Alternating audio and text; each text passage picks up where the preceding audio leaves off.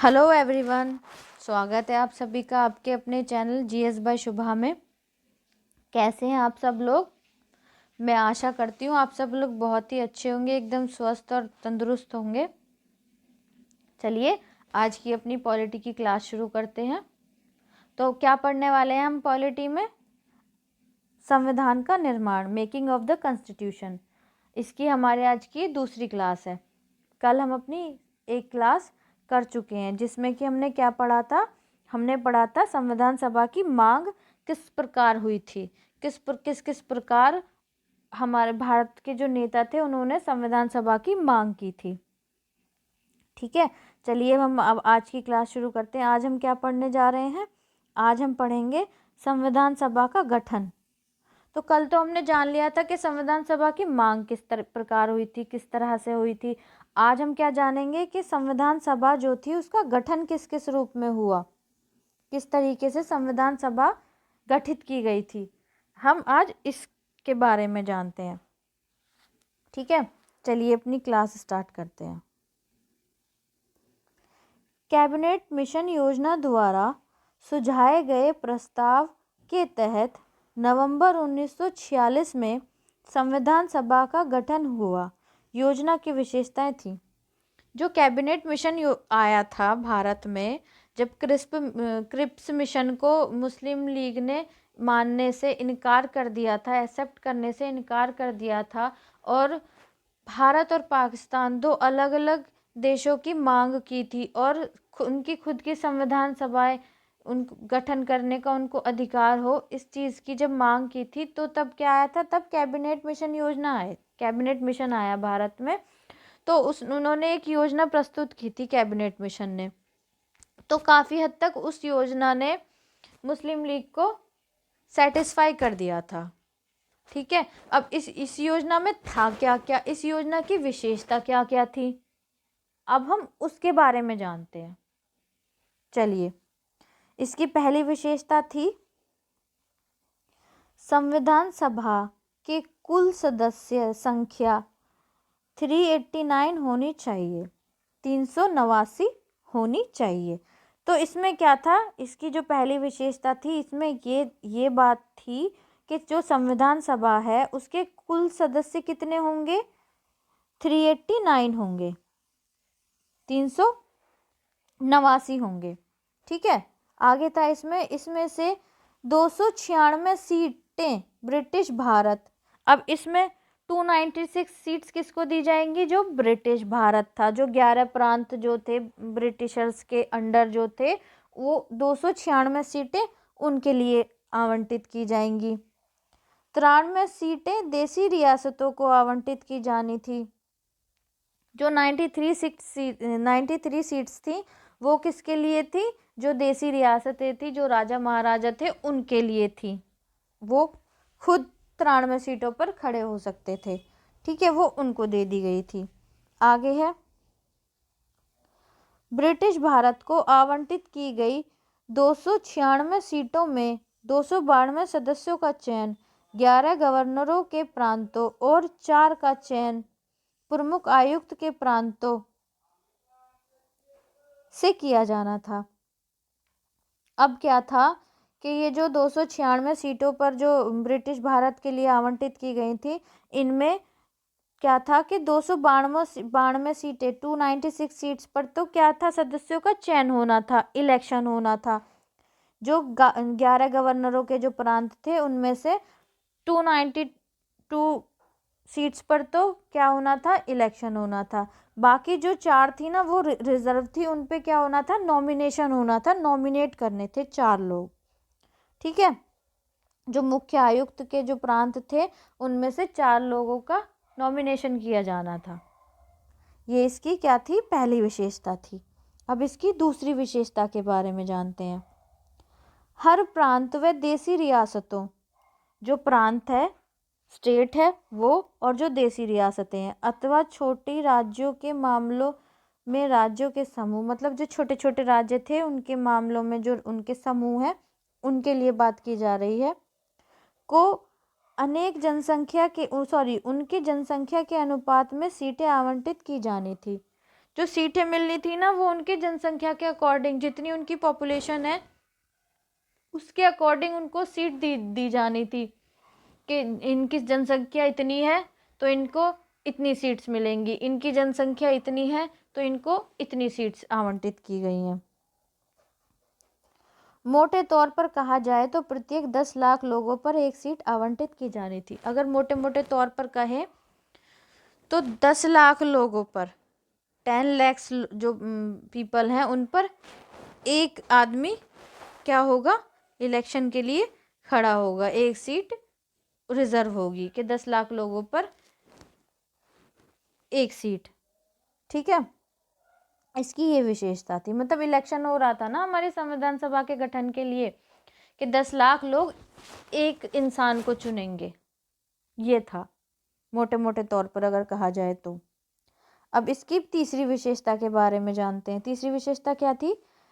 प्रत्येक ब्रिटिश प्रांत को आवंटित की गई सीटों का निर्धारण 3 प्रमुख समुदाय के बीच उनकी जनसंख्या के अनुपात में किया जाना था। यह 3 समुदाय थे मुस्लिम, सिख व सामान्य, मुस्लिम और सिखों को छोड़कर। अब क्या था कि जो ब्रिटिश प्रांत के लिए जो आवंटित की गई सीटें थी तो उनका निर्धारण किस किस रूप में हुआ, किस किस तरीके से हुआ कि जो 3 प्रमुख समुदाय थे, 3 प्रमुख समुदाय तो हिंदू, मुस्लिम, सिख सी थे। मतलब मुस्लिम अलग हो गए, सिख अलग हो गए, जो हिंदू कह लो या अन्य समुदाय के अंदर सब लोग आ गए, जैसे कि एंग्लो इंडियंस आ गए, पारसी आ गए, ठीक है, ये और हिंदू आ गए, ये सब लोग आ गए। तो ये जो 3 समुदाय थे ना, इनकी जनसंख्या के अनुसार ही इनकी जनसंख्या के अनुपात के अनुसार ही क्या होना था, जो सीटों का निर्धारण किया जाना था। इसकी ये तीसरी विशेषता थी। अब इसकी चौथी विशेषता के बारे में जानते हैं। प्रत्येक समुदाय के प्रतिनिधियों का चुनाव प्रांतीय असेंबली में उस समुदाय के सदस्य द्वारा किया जाना था। अब जो हर एक समुदाय का जो प्रतिनिधि था, जो उसका चुनाव होना था प्रांतीय असेंबली के उस समुदाय सदस्य द्वारा किया जाना था और एकल संक्रमणीय मत के माध्यम से समानुपातिक प्रतिनिधित्व तरीके से मतदान किया जाना था। अब क्या होना था, जो प्रत्येक समुदाय है, प्रत्येक समुदाय का मतलब हो गया हिंदू हो गए, मतलब हिंदू में तो सारी कम्युनिटीज़ आ गई, और मुस्लिम हो गए, सिख हो गए। तो जो प्रत्येक समुदाय के जो प्रतिनिधि थे, जैसे कि हिंदुओं में अलग हो गए, मुस्लिम्स में अलग हो गए, सिख्स में अलग हो गए, तो उनका जो चुनाव था वो प्रांतीय असेंबली में उस समुदाय के सदस्य द्वारा किया जाना था। मतलब हिंदुओं के लिए हिंदू खड़ा हो रहा है, मुस्लिम मतलब कोई भी खड़ा हो सकता है, किसी भी कम्युनिटी से रिलेटेड है, और एकल संक्रमणीय मत के माध्यम से समानुपातिक प्रतिनिधि तरीके से मतदान किया जाना था। मतलब कि सिंगल वोट, कि एक आदमी एक पर्सन एक ही इंसान को वोट दे सकता है। अब जैसे कोई मुस्लिम खड़ा हो गया और कोई मुस्लिम वोट दे रहा है तो उसका मन है कि वो मुस्लिम को भी दे सकता है, हिंदू को भी दे सकता है, सिख को भी दे सकता है, लेकिन वोट वो एक ही देगा। इस तरीके से ये क्या था, इसमें इंक्लूड था। ठीक है, चलिए अब इसकी 5वीं विशेषता के बारे में जानते हैं। देशी रियासतों के निधियों का चयन रियासतों के प्रमुख द्वारा किया जाना था। अब जो देशी रियासतें थी, जो राजा महाराजा थे, तो उनका जो चयन था ना, उनके कुछ प्रमुख लोगों द्वारा ही किया जाना था। उनके लिए पूरी जनता वोट नहीं करती, उनके ही कुछ लोग वोट करते उनके लिए। तो ये क्या थी, ये जो संविधान सभा का गठन हुआ था, ये इसकी विशेषता थी। जो कैबिनेट मिशन जो योजना थी, उसकी ये विशेषताएं थी। चलिए अब इसके बारे में आगे जानते हैं। अतः यह स्पष्ट था कि संविधान सभा आंशिक रूप से चुनी हुई और आंशिक रूप से नामांकित निकाय थी। मतलब कि यह स्पष्ट था कि कुछ तो इसे चुनी गई थी और कुछ नॉमिनेट थी और कुछ इलेक्टेड थी। जो हमारी संविधान सभा थी वो कुछ तो नॉमिनेटेड थी और कुछ इलेक्टेड थी। आगे जानते हैं। इसके अलावा सदस्यों का चयन अप्रत्यक्ष रूप से प्रांतीय व्यवस्थापिका के सदस्यों द्वारा किया जाना था। इसके अलावा जो सदस्यों का चयन होना था वो अप्रत्यक्ष रूप से इनडायरेक्टली जो प्रांतीय व्यवस्थापिका के जो सदस्य थे उनके द्वारा किया जाना था, जिनका चुनाव एक सीमित मताधिकार के आधार पर किया गया था। अब जो थे इनका जो चुनाव हुआ था, इलेक्शन जो हुआ था, ये जो इलेक्ट हुए थे, ये क्या हुए थे, एक लिमिटेड वोट के आधार पर इनका जो चुनाव था वो किया गया था। आगे जानते हैं इसमें। संविधान सभा के लिए चुनाव जुलाई अगस्त 1946 1946 में हुए। जो संविधान सभा थी इसके लिए इलेक्शन कब हुए थे, जुलाई अगस्त 1946 में। संविधान सभा के जो गठन के लिए जो इलेक्शन हुए थे वो कब हुए थे, जुलाई अगस्त 1946 में।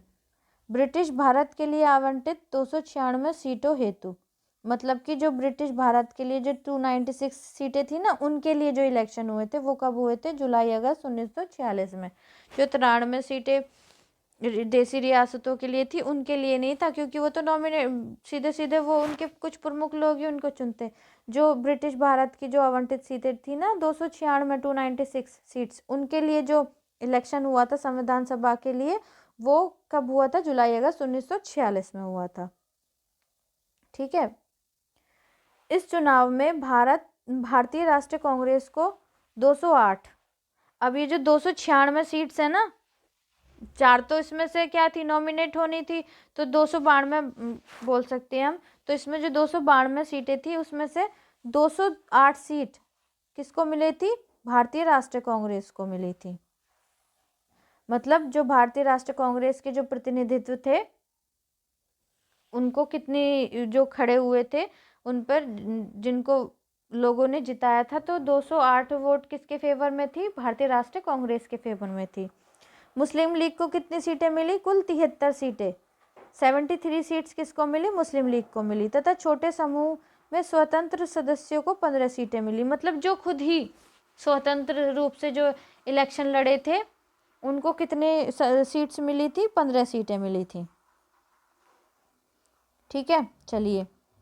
हालांकि देसी रियासतों को आवंटित की गई 93 सीटें भर नहीं पाई, क्योंकि उन्होंने खुद को संविधान सभा से अलग रखने का निर्णय लिया। जो 93 सीट्स जो आवंटित की गई थी देसी रियासतों के लिए, तो उसमें क्या हुआ था कि वो भर नहीं पाई थी। क्यों, क्योंकि जो राजा महाराजा थे, जो रियासत के जो लोग थे, वो थे राजा, उन्होंने क्या किया था, खुद को संविधान सभा से अलग कर लिया था। उन्होंने अपनी किसी भी तरीके की इन्वॉल्वमेंट संविधान सभा में दिखाने से मना कर दिया था। ठीक है, आगे जानते हैं, चलिए। यद्यपि संविधान सभा का चुनाव भारत के वयस्क मतदाताओं द्वारा प्रत्यक्ष रूप से नहीं हुआ। जो संविधान सभा का चुनाव था वो क्या